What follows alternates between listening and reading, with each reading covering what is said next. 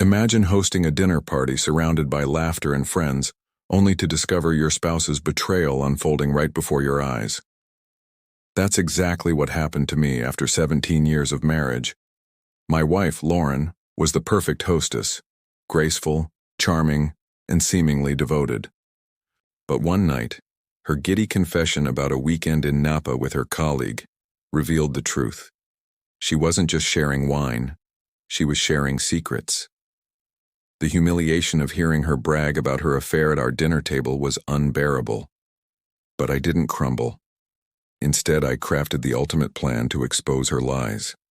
At our next dinner party, in front of all her friends, I revealed everything. This wasn't just revenge, it was justice. Want to know how I turned betrayal into power and reclaimed my life? Stay tuned. You won't believe how this story ends.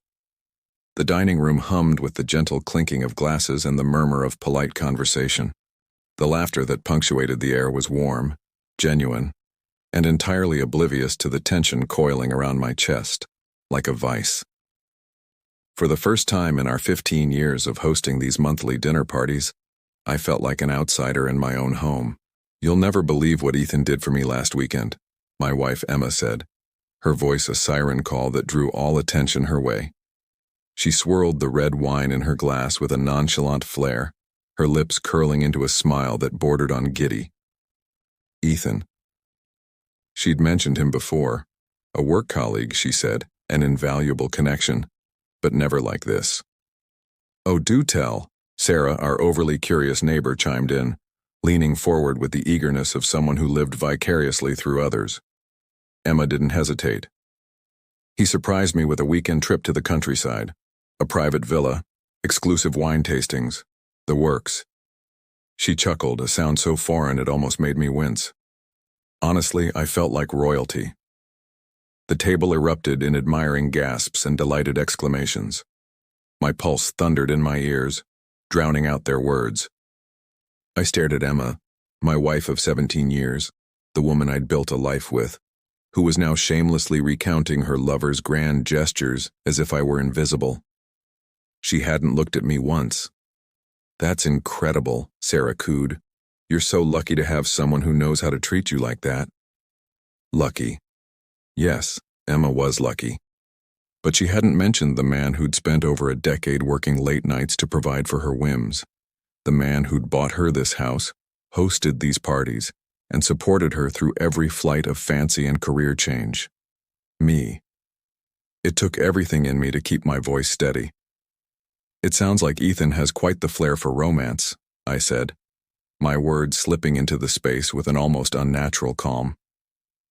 For the first time all evening, Emma's gaze flicked to mine. There was a flicker of something there. Guilt, maybe, or irritation. It vanished before I could name it, replaced by a defensive smile. "He certainly does," she replied, her tone cool and defiant. I'd seen enough. The rest of the evening passed in a blur of forced smiles and surface-level chatter. I played the role of the gracious host, ensuring glasses were never empty and plates always full. Inside, though, my mind churned, calculating. I wasn't just angry. I was hurt, humiliated, betrayed. But above all, I was determined. By the time the last guest departed, the plan was fully formed. The following morning, I acted as if nothing had changed. I kissed Emma on the cheek, wished her a good day at work, and watched her drive away. Then I got to work. The first step was gathering evidence. Ethan, as it turned out, wasn't exactly discreet. A quick search of Emma's phone records revealed countless calls and messages. I forwarded the juiciest ones to myself, including the selfies she'd sent from their weekend escapade. Next, I logged into our shared bank account and compiled every expense she'd charged to joint funds, meals, hotel stays, gifts, She'd been living her double life on our dime. Once I had everything I needed, I called my lawyer. Divorce wasn't the immediate goal, not yet. I wanted to ensure the fallout would be on my terms. The next dinner party was set for 2 weeks later. It gave me just enough time to set the stage. When the night arrived, the house sparkled with its usual charm. Candlelight danced across polished wood, and the air was perfumed with the rich aroma of coq au vin. Guests filed in, chattering about everything from politics to the latest Netflix series. Emma was in her element, laughing and mingling, her betrayal buried beneath a facade of domestic bliss. I waited until dessert. "Before we dig into the tiramisu," I said, standing with a glass of champagne in hand, "I have a toast to make." The table quieted, all eyes on me. Emma looked up, a hint of curiosity in her expression. 17 years ago, I began, I married the love of my life. Emma, you've been my partner, my confidant, and my greatest source of joy. Tonight I want to celebrate you." A ripple of awe swept through the room. Emma's smile widened, though there was a flicker of unease in her eyes. But marriage, as we all know, is built on trust. I let the word hang in the air, its weight palpable. And trust once broken can never be the same. The room fell silent. Emma's smile froze, her knuckles whitening around her glass. "Emma," I continued, "I know about Ethan." Gasps erupted like a firecracker. Emma's face drained of color, her carefully curated composure crumbling. "Save it." I held up a hand, silencing her. Turning to our stunned guests, I said, "I've compiled everything, the texts, the photos, the receipts. I'll be filing for divorce on Monday, but tonight isn't just about that." From beneath the table, I pulled out a folder and placed it on the table. Inside, you'll find copies of Emma's indiscretions. I thought it only fair that her friends know the truth about the woman they've been defending and admiring. Emma's face contorted with rage and humiliation. "How dare you?" she hissed, her voice low and venomous. "How dare I echoed, my voice rising. "How dare you? You made a mockery of our marriage. You disrespected me, our home, and everything we built together. Consider this your reckoning." I turned to the group, who sat frozen in shock. "You'll forgive me if I don't see you out," I said, my tone laced with icy politeness. "I have some packing to do." With that, I left the room, the sound of my footsteps echoing through the stunned silence. The fallout was immediate. Emma's reputation was in shambles. Word spread quickly, fueled by the whispers of the very people she'd once called friends. Ethan, it turned out, was married as well. His wife filed for divorce within days, citing my evidence as grounds for infidelity. As for me, I moved into a sleek apartment downtown. The divorce proceedings were handled swiftly and efficiently by my lawyer. The settlement was fair, though heavily weighted in my favor, thanks to the mountain of evidence I'd provided. For months, I fielded apologies and awkward encounters from our former social circle.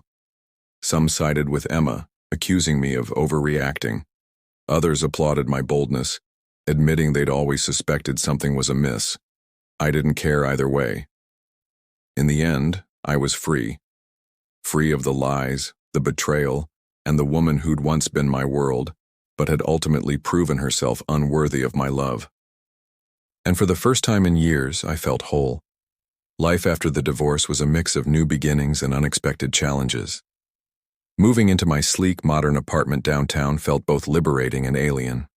The emptiness of the space was a constant reminder of the void Emma had left, but also a blank slate to rebuild my life. I threw myself into work, taking on new projects and responsibilities that kept me busy and focused. Colleagues who once knew me as a family man began to see a different side, a more determined, sharper version of myself.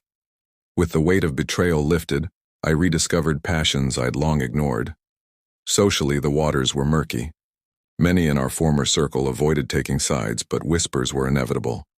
Some invitations vanished, while new ones appeared from unexpected places. Surprisingly, people admired the strength it took to confront the betrayal so openly. Strangers, acquaintances, even clients reached out with stories of their own struggles, inspired by my boldness.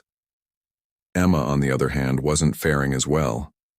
She moved in with a friend temporarily while the dust settled, her social standing reduced to gossip and sideways glances.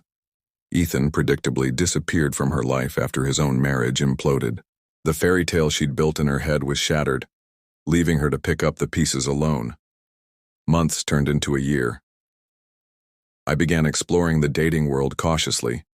It wasn't easy to trust again, but each interaction reminded me of what I wanted and didn't want in a partner. I wasn't rushing into anything. The wounds Emma left behind needed time to heal. One evening, while attending an art exhibit downtown, I met a woman named Claire. She was witty, intelligent, and refreshingly straightforward, a stark contrast to the duplicity I'd endured. Conversations with her felt effortless, and for the first time in ages, I allowed myself to hope. As we grew closer, Claire helped me see that my past didn't have to define me. The betrayal, while painful, had taught me invaluable lessons about boundaries, self-worth, and resilience.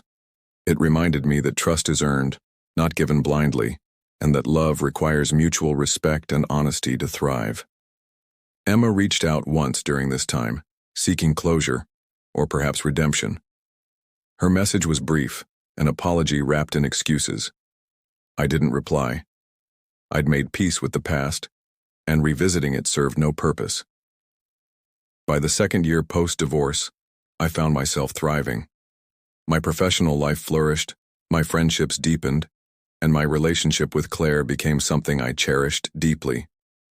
Looking back, I saw the storm Emma unleashed, not as the end of my story, but as the beginning of a new chapter, one where I was no longer defined by someone else's betrayal, but by my ability to rise above it, rebuild, and reclaim my happiness. In the end, life had a way of proving that even the deepest wounds can heal. And sometimes what feels like the end is just a chance to start over. As time passed, the chapter with Emma became a distant memory, a cautionary tale of trust misplaced and lessons learned. I no longer felt the sting of her betrayal. Instead, I saw it as the catalyst for my transformation. Life had given me the opportunity to redefine myself, and I embraced it wholeheartedly. Claire and I continued to grow closer. She brought light into my life in a way I hadn't experienced in years. She was genuine, supportive, and fiercely independent, qualities that drew me to her more with each passing day. Unlike Emma, she never took me or anything for granted. We spent weekends exploring the city, hiking through nearby trails and sharing long conversations over quiet dinners. Claire had a way of making me feel seen, truly seen in a way that made me wonder how I had ever settled for less. One evening, as we sat on the balcony of my apartment, watching the sun dip below the skyline, Claire turned to me with a thoughtful expression. "Do you ever regret how things ended with her?" she asked gently, careful not to tread too heavily on old wounds. I thought for a moment, the weight of her question settling over me. "No," I said finally. "I regret that it happened. Yes. But not how it ended. If I hadn't gone through that, I wouldn't have learned what I deserved, and I wouldn't have met you." Claire smiled, her eyes shining with understanding. Life has a funny way of working out, doesn't it? I nodded, realizing how true her words were. The pain I had once thought would break me had instead shaped me into someone stronger, someone more aware of his worth. Emma eventually faded entirely from my life. Word had it that she moved to another city, starting over in her own way. I wished her no ill will. I had long since let go of the anger and resentment. Holding on to those emotions would have only anchored me to the past, and I was far too focused on the future. A few years later, that future became even brighter when Claire and I decided to take the next step in our relationship. On a crisp autumn afternoon, under the golden hues of falling leaves, I proposed to her in a quiet park where we'd shared many of our happiest moments. Her answer was an enthusiastic yes, and as we embraced, I felt a sense of peace I hadn't known in years. Claire wasn't just a second chance at love. She was the proof that I could rebuild my life stronger and better than before. Our wedding was intimate, attended by close friends and family. There were no grand displays, no pretenses, just an honest celebration of two people who had found each other after weathering their own storms. As I looked into Claire's eyes that day, I felt nothing but gratitude. Gratitude for her, for the lessons I had learned, and for the path that had led me to this moment. In the end, my journey was never about the betrayal or the fallout. It was about rediscovering myself and finding a love that was true and unshakable. Life had tested me, broken me, and ultimately rebuilt me. And for that, I would always be thankful. Thank you for watching. Betrayal can shatter your world, but it doesn't have to define your future. I turned my pain into strength and found a way to reclaim my happiness. If you enjoyed this story, don't forget to like, comment, and subscribe for more gripping tales. What would you have done in my shoes? Share your thoughts below, and remember, the best revenge isn't anger, it's living a life full of purpose and joy. Stay strong, stay true, and we'll see you in the next video.